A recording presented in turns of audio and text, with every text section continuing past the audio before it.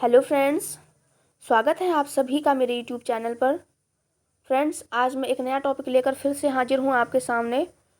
कलिंग युद्ध का वर्णन। आज का हमारा टॉपिक कलिंग युद्ध से संबंधित है।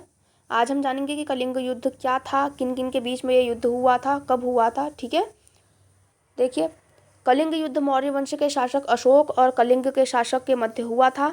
कलिंग वर्तमान में उड़ीसा राज्य में है। ठीक है, कलिंग का जो युद्ध हुआ था ये कलिंग के शासक के बीच और कलिंग के शासक और अशोक के बीच हुआ था। ठीक है, ये युद्ध कलिंग के शासक और जो मौर्य वंश का शासक था अशोक, बिंदुसार का पुत्र, इसके मध्य हुआ था। ठीक है, कलिंग जो है वर्तमान में उड़ीसा राज्य में है। ठीक है, ओडिशा जो राज्य है उसमें है कलिंग वर्तमान में। देखिए, उस समय जो कलिंग के शासक थे उनके बारे में कोई जानकारी प्राप्त नहीं है कि उसमें कलिंग के शासक कौन थे। ठीक है, कहीं कहीं पर इनका नाम अनंत पद्मनाभन आता है कि अनंत पद्मनाभन जो है उस समय कलिंग के शासक थे। ठीक है, आगे देखिए, अशोक ने कलिंग पर आक्रमण अपने राज्य अभिषेक के 8वें वर्ष अर्थात 261 ईसा पूर्व में किया था। इस युद्ध में लगभग 1 लाख लोग मारे गए और लगभग 1.5 लाख लोगों को युद्धबंदी बना लिया गया था, और इससे भी ज़्यादा लोग युद्ध के कारण हुए विनाश से बाद में मर गए थे। देखिए, अशोक ने कलिंग पर आक्रमण कब किया था? अपने राज्य अभिषेक, जब उसका राज्य अभिषेक हुआ उसके 8वें वर्ष अर्थात 261 ईसा पूर्व में, 261 ईसा पूर्व में किया था। इस युद्ध में लगभग 1 लाख लोग मारे गए और लगभग 1.5 लाख लोगों को युद्धबंदी बना लिया गया था, और इससे भी ज़्यादा लोग युद्ध के कारण जो बाद में विनाश हुआ उससे मर गए थे। आगे देखिए, कलिंग उस समय का सबसे शक्तिशाली प्रांत था जिसकी राजधानी तोसली थी। इस प्रांत को जीतना बहुत मुश्किल था, लेकिन अशोक एक वीर शासक था जिसने कलिंग पर आक्रमण करके उसको जीत लिया। लेकिन इस युद्ध में भीषण नरसंहार हुआ, जिसे देखकर बाद में अशोक का मन द्रवित हो गया और उसने हमेशा के लिए युद्ध को त्यागने का निर्णय ले लिया था। देखिए, कलिंग उस समय का सबसे शक्तिशाली प्रांत था जिसे जीतने के लिए कई शासकों ने कोशिशें की, लेकिन वे विफल हुए। लेकिन अशोक एक वीर शासक था। ठीक है, अशोक एक वीर शासक था जिसने इस प्रांत को जीतने में जो है सफलता हासिल की थी। इस युद्ध में लगभग 1 लाख लोग मारे गए, ये आपने देखा होगा। 1 लाख लोग इस युद्ध में मारे गए और लगभग 1.5 लाख लोग जो है 1.5 लाख लोगों को जो है इसमें युद्धबंदी बना लिया। मतलब ये 261 ईसा पूर्व में ये युद्ध हुआ था, कलिंग युद्ध। ठीक है, इसमें लगभग 1 लाख लोग मारे गए और लगभग 1.5 लाख लोगों को युद्धबंदी मतलब बना लिया था, अशोक ने बंदी बना लिया था। ठीक है, और इससे भी ज़्यादा लोग बाद में भी मरे। कलिंग उस समय का सबसे शक्तिशाली प्रांत था जिसकी राजधानी तोसली थी। इस प्रांत को जीतना बहुत मुश्किल था, लेकिन अशोक ने इसको जीतने में सफलता हासिल की थी। एक वीर शासक था अशोक जिसने कलिंग पर आक्रमण करके उसको जीत लिया, लेकिन इस युद्ध में भीषण नरसंहार हुआ जिसे देखकर बाद में अशोक का मन द्रवित हो गया और उसने हमेशा के लिए युद्ध को त्यागने का निर्णय ले लिया था। देखिए, इस युद्ध में आपने देखा, अभी मैंने आपको बताया कि 1 लाख लोग इस युद्ध में मरे, तो आप समझ सकते हैं कि ये कितना भीषण युद्ध हो सकता है। तो इस युद्ध में काफ़ी ज़्यादा नरसंहार हुआ, बहुत ज़्यादा रक्तपात हुआ। ठीक है, तो इससे क्या हुआ, अशोक का मन बाद में द्रवित हो उठता है कि मैंने ये क्या कर दिया। ठीक है, इसलिए उसने हमेशा के लिए युद्ध भूमि को त्याग दिया था। आगे देखिए, इन सभी बातों का पता अशोक के 13वें अभिलेख से चलता है। अशोक ने कलिंग पर विजय प्राप्त करके उसकी राजधानी तोसली पर अधिकार कर लिया था। देखिए, अगर आपसे क्वेश्चन में पूछा जाता है कि कलिंग युद्ध के विषय में जानकारी कहाँ से प्राप्त होती है, तो आपको आंसर में लिखना है अशोक के 13वें अभिलेख से। ठीक है, अशोक ने कलिंग पर विजय प्राप्त करके उसकी राजधानी तोसली पर अधिकार कर लिया था। ऐसा कहा जाता है कि कलिंग युद्ध के बाद उसके निकट स्थित दया नदी रक्त से लाल हो गई थी, जिसके आधार पर कहा जा सकता है कि यह एक भयानक युद्ध था। देखिए, कलिंग उड़ीसा राज्य में दया नदी के निकट स्थित है। ठीक है, और जो ये युद्ध हुआ था ये दया नदी के निकट हुआ था, इसलिए जो दया नदी थी वो बिल्कुल रक्त से लाल हो गई थी, क्योंकि इसमें लगभग 1 लाख, देखिए ये एक अनुमान है कि 1 लाख लोग इसमें मारे गए, तो हो सकता है इससे भी ज़्यादा लोग वहाँ पे मारे गए हों। ठीक है, 1 लाख लोग मारे गए थे, तो इससे क्या भीषण रक्तपात हुआ और जो दया नदी थी वो पूरी रक्त से लाल हो गई थी। ठीक है, इसके आधार पर आप समझ सकते हैं कि कितना भयंकर युद्ध ये हो सकता है। अशोक एक ऐसा शासक था जो अपने साम्राज्य का विस्तार समूचे भारतवर्ष में करना चाहता था, और उस समय का सबसे शक्तिशाली प्रांत कलिंग था जिसे जीतना काफ़ी मुश्किल था, लेकिन अशोक ने कलिंग पर विजय प्राप्त की। देखिए उस समय के जो शासक होते थे उनका जो मेन लक्ष्य या मेन मकसद जो होता था वो अपने साम्राज्य का विस्तार करना होता था, ठीक है। इसी कड़ी में जो अशोक था उसने भी यही सोचा कि मेरे साम्राज्य का विस्तार होना चाहिए, और उस समय का सबसे शक्तिशाली प्रांत था कलिंग।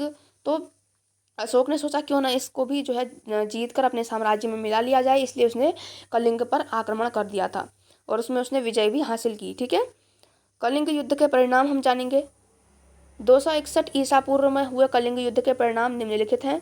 कलिंग युद्ध एक भयंकर युद्ध था जिसमें भीषण रक्तपात और नरसंहार हुआ, और अशोक ने इसे जीतकर अपने साम्राज्य में मिला लिया था। नंबर 2, युद्ध में भाग लेने वाले ब्राह्मणों और गृहस्थियों को अपने संबंधियों के मारे जाने से बहुत कष्ट हुआ। देखिए जो कलिंग युद्ध था इसमें कई सारे लोगों ने भाग लिया था, कई ब्राह्मणों ने, गृहस्थियों ने, जिनका घर परिवार था, बच्चे थे, ठीक है। तो इससे क्या हुआ, इससे कई सारे लोग मारे गए और उनके जो बीवी बच्चे जो थे उनके, ठीक है, उनको काफ़ी ज़्यादा कष्ट हुआ था इस चीज़ से। कलिंग युद्ध के पश्चात अशोक ने हमेशा के लिए युद्ध भूमि का त्याग कर दिया और बौद्ध धर्म को अपना लिया था। देखिए कलिंग युद्ध के बाद भीषण नरसंहार हुआ, आपने देखा। तो इससे क्या हुआ, अशोक का मन द्रवित हो गया था, ठीक है। उसको काफ़ी बुरा लगा इस भीषण नरसंहार को देखकर, इसलिए उसने निर्णय ले लिया कि आज के बाद मैं कभी जो है युद्ध नहीं करूँगा। कलिंग युद्ध में विजय प्राप्त करने के बाद भीषण नरसंहार और रक्तपात को देखकर अशोक का मन द्रवित हो गया, इसलिए उसने हमेशा के लिए युद्ध त्यागने का निर्णय ले लिया और बौद्ध धर्म को अपना लिया। अशोक ने कलिंग को जीतकर अपने साम्राज्य में अवश्य मिला लिया, किंतु इस युद्ध से काफ़ी लोगों ने अपने घर के सदस्यों को खो दिया। यह युद्ध इतना भयंकर था कि दया नदी लोगों के रक्त से लाल हो गई, क्योंकि कलिंग दया नदी के निकट ही स्थित है।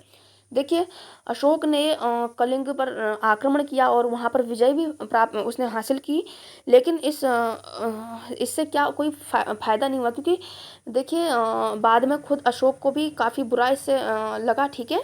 इस युद्ध को देखने के बाद अशोक को भी काफ़ी बुरा लगा कि मैंने ये क्या कर दिया, ठीक है। उसको काफ़ी बुरा लगा कि इतना भीषण रक्तपात कैसे हो गया, उसको काफ़ी बुरा लगा था इसके बाद, और उसने क्या किया, उसने बौद्ध धर्म अपना लिया था, ठीक है।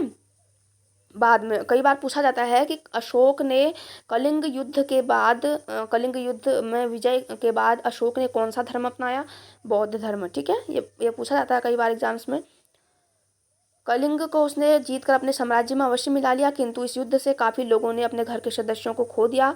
यह युद्ध इतना भयंकर था कि दया नदी जो कलिंग के निकट स्थित है वो लोगों के रक्त से लाल हो गई थी। अतः कहा जा सकता है कि कलिंग युद्ध एक भयंकर युद्ध था जिसमें लाखों लोगों ने अपनी जान गंवाई और लाखों को युद्धबंदी बना लिया गया। इस भीषण युद्ध से समूचे भारतवर्ष को काफ़ी ज़्यादा नुकसान हुआ। कलिंग पर विजय प्राप्त करके अशोक ने उसे अपने साम्राज्य में अवश्य मिला लिया, लेकिन अशोक इस युद्ध के बाद अपनी विजय की खुशी नहीं मना पाया, क्योंकि इतने भीषण नरसंहार को देखकर उसका मन द्रवित हो गया था। देखिए अशोक ने इस युद्ध में जीत हासिल की, ठीक है, क्योंकि ये बहुत शक्तिशाली प्रांत था, मैंने अभी आपको बताया। तो अशोक ने इस प्रांत में जो है जीत हासिल की और इसको जो है इस पर अधिकार कर लिया। लेकिन इससे क्या हुआ, कई शासक होते हैं जो अपनी जीत की खुशी मनाते हैं, लेकिन अशोक जो है अपनी जीत की खुशी मनाने के काबिल भी नहीं रह पाया, क्योंकि उसको काफ़ी जो है बुरा लगा इस युद्ध को देखकर, इतना रक्तपात हुआ, ठीक है, इतने खून की नदियाँ बह गई थी। तो इससे जो है अशोक को काफ़ी बुरा लगा, इसलिए वो अपनी जो विजय थी, जो जीत थी, उसकी भी खुशी अच्छे तरीके से नहीं मना पाया, ठीक है, क्योंकि इस युद्ध के बाद वो टूट चुका था पूरी तरह से। इतना भीषण नरसंहार कौन देख सकता है। अशोक भी जो है एक शासक था, वो भी एक इंसान ही था, तो उसको काफ़ी बुरा लगा इस युद्ध के बाद, इसलिए उसने युद्ध भूमि हमेशा के लिए त्याग दी थी, ठीक है। देखिए इसमें जो जानने योग्य चीज़ें हैं वो क्या है, कलिंग युद्ध किस किस के मध्य हुआ था, ये क्वेश्चन कई बार पूछा जाता है, ठीक है। ये जो इस टॉपिक से क्वेश्चन बनते हैं वो मैं आपको बता रही हूँ, ठीक है। कलिंग युद्ध किस किस के बीच हुआ था, ये पूछा जाता है कई बार। तो आपको क्या बताना है, कलिंग युद्ध मौर्य वंश के शासक अशोक और कलिंग के शासक के मध्य हुआ था, ये आपको लिखेंगे आंसर में। देखिए उसमें कलिंग के शासक कौन थे इसके बारे में कोई जानकारी अच्छे तरीके से पता नहीं है, इसलिए कहीं कहीं पर आता है अनंत पद्मनाभन वहाँ के शासक थे, कहीं कहीं पर आता है कि अनंत पद्मनाभन वहाँ के शासक थे, लेकिन अभी अच्छी तरह से बतानी है कि वहाँ के शासक कौन थे। तो आपको आंसर में लिखना है कि जो कलिंग युद्ध था वो मौर्य वंश के शासक अशोक और कलिंग के शासक के मध्य हुआ था। कलिंग युद्ध कब हुआ था, कलिंग युद्ध जो है 261 ईसा पूर्व में हुआ था, ठीक है। कलिंग युद्ध 261 ईसा पूर्व में हुआ था। और कलिंग युद्ध के विषय में जानकारी कहाँ से प्राप्त होती है? अशोक के 13वें अभिलेख से। इस टॉपिक से जितने क्वेश्चन बनते हैं मैं उनके आंसर आपको बता रही हूँ। कलिंग युद्ध के विषय में जानकारी अशोक के 13वें अभिलेख से चलती है, ठीक है। अशोक ने कलिंग पर आक्रमण अपने राज्याभिषेक के कितने वर्षों के बाद किया था? ये भी एक क्वेश्चन बन सकता है कि अशोक ने कलिंग पर आक्रमण अपने राज्याभिषेक के कितने वर्ष बाद किया था? 8 वर्ष बाद, ठीक है। 8 वर्ष बाद उसने आक्रमण किया था। और कलिंग पर विजय प्राप्त करने के बाद अशोक ने कौन सा धर्म अपनाया था? कलिंग पर विजय प्राप्त करने के बाद अशोक ने बौद्ध धर्म अपनाया था। ये कुछ मोस्ट इंपॉर्टेंट क्वेश्चन थे जो इस टॉपिक से बनते हैं, वो मैंने आपको बता दिए।